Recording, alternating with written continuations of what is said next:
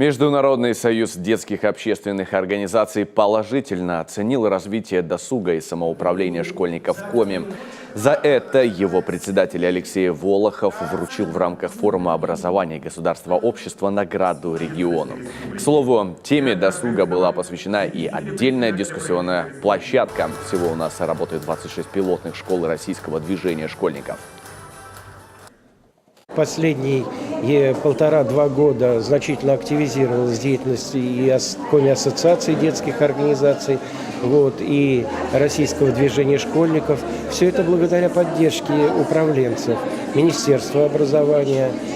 Я думаю, что власти однозначно, потому что без этого нельзя детской организации обойтись. Хотим мы этого или нет, но это дети. Они сами на себя зарабатывать не могут. Сюда нужны вложения. Причем вложения долгоиграющие. Завтра этого результата не будет. Это результат отсроченный. Он будет через 2-5 лет. Но это будет результат однозначно позитивный, если этим будет интересоваться государство.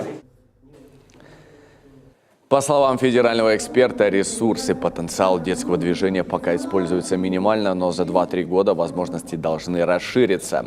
Для этого прорабатываются новые методики и формы работы, а главное – вопросы подготовки вожатых для детского общественного движения. Кадров мало, и они постарели.